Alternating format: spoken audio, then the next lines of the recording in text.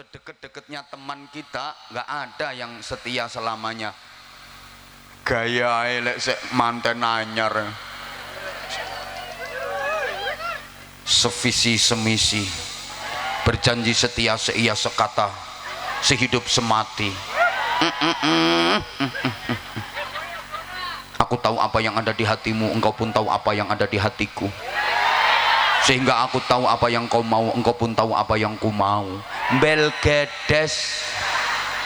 Andai kau bunga, aku jadi kumbangnya. Andai kau daun, aku jadi tangkainya. Andai kau api, aku jadi asapnya. Andai kau bantal, aku jadi ilernya.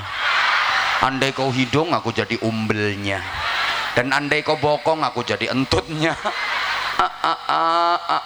Mau nemeni ya selama masih hidup, begitu mati udah nggak mau nemeni lagi. Satu-satunya teman yang selalu setia nemenin jenengan adalah Allah.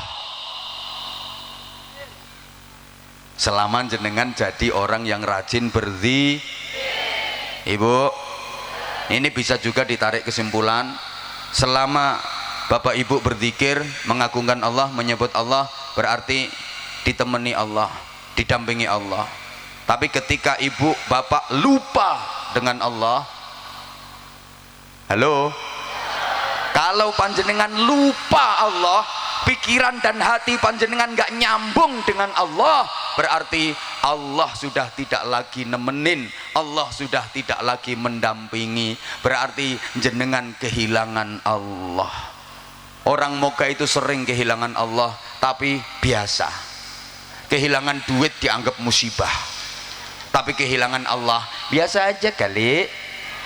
Kita itu sering kehilangan Allah, tapi kita nggak ngerasa. Bahkan kita kehilangan Allah itu biasa, nggak ngefek. Kita sering kehilangan Allah. Kapan kita kehilangan Allah? Ketika hati, pikiran dan jiwa kita lupa dengan Allah, berarti kita kehilangan Allah. Lek pikiranmu, hatimu ora eling Gusti Allah, berarti seliramu kelangan Gusti. Lah kelangan Gusti Allah ku biasa, dianggap biasa, padahal kelangan duit itu dianggap musibah. Woi, gak paham ya wes, gak paham ya wes. Artinya apa? Kalau bisa zikir bil qalbi, bil lisan, bil fi'li sekaligus. Kalau nggak bisa bil lisan. Kalau nggak bisa hati kita harus selalu ingat Allah. Minimal hati kita harus selalu ingat Allah. Allahumma sholli ala Muhammad. Orang yang ahli zikir itu istimewa. Orang yang ahli zikir itu akan hidup selamanya, nggak ada matinya. Loh, ya mati kok orang mati. Orang yang ahli zikir itu hidup selamanya. Kenapa? Zikir itu menyambungkan diri yang akan kehabisan hidup menuju Allah sang pemilik hidup. Paham karepmu, gak paham karepmu? Bu, contoh tak kasih bukti kalau orang ahli zikir itu nggak ada matinya. Walaupun zahirnya mati, tapi hakikatnya masih hidup. Contoh para aulia. Oi, Sunan Ngampel, Sunan Bonang, Sunan Gunung Jati, jasadnya sudah mati, tapi hakikatnya masih hidup. Buktinya ngundang orang setiap hari yang datang ribuan, padahal beliau dibilang sudah mati, tapi ngundang orang setiap hari yang datang ribuan, bahkan bisa menghidupi orang sekelilingnya.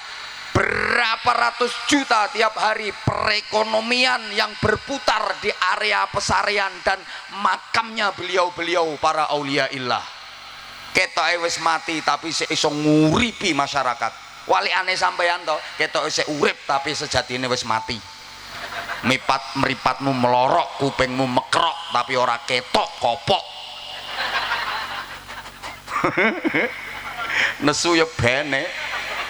Para wali wi. Oh iya, subhanallah. Sampai aku lupa. Sorry ya, I love you.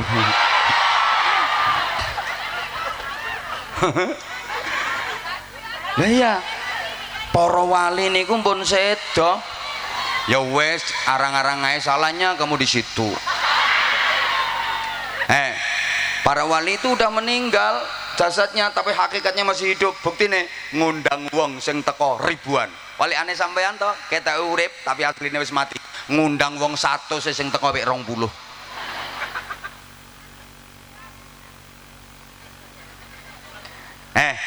Saya katakan orang yang ahli zikir itu nggak ada matinya. Kenapa? Karena zikir adalah menyambungkan diri yang akan kehabisan hidup menuju Allah, zat sang pemilik hidup. Kita ini akan kehabisan hidup, betul? Kulo sampean ki arep kentekan urip, betul? Nyonge Rika iki arep kentekan urip. Makanya dengan berzikir menyambung kepada sang pemilik urip, maka urip terus. Bapak bangun rumah kehabisan semen, bapak nyari bakul tepung napa bakul semen, Pak?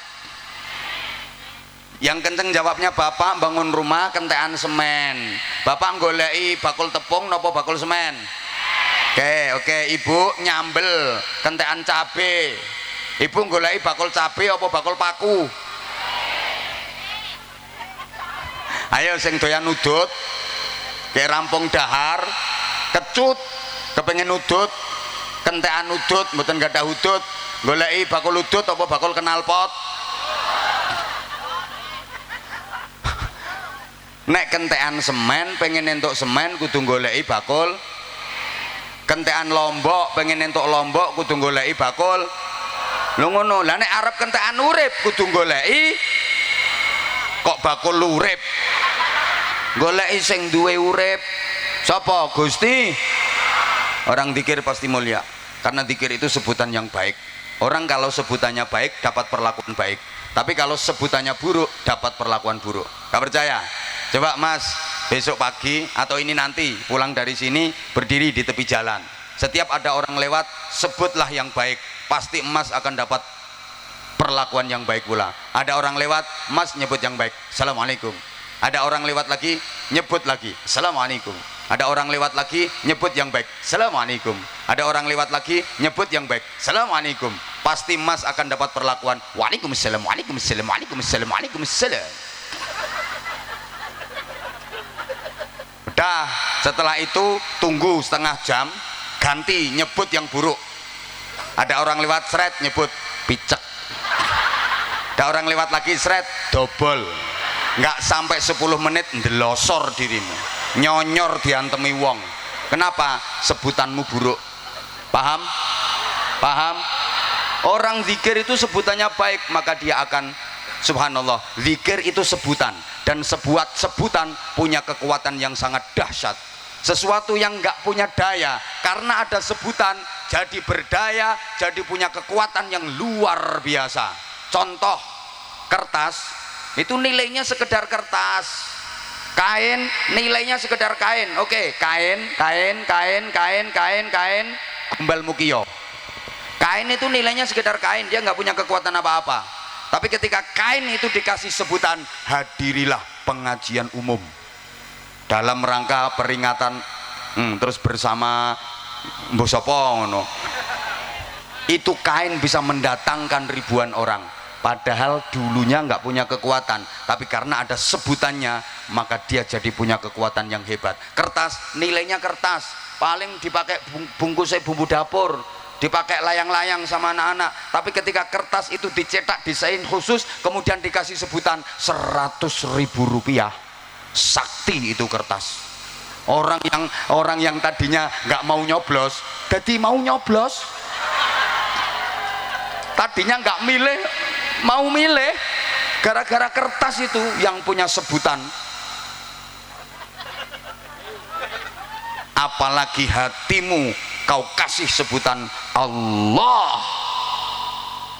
Woi, air bening ngambil langsung dari sumur, sak galon apa sak ember apa sak drum, didol murah. Tapi kalau air itu dikemas rapi, kasih sebutan, nggak usah disebut no iki merek kok, lek nyebut ya kudu bayar. Mungkin brand ambassador mahal. Sorry suruh nyebut sponsor, kalau nggak ada kaitannya sorry.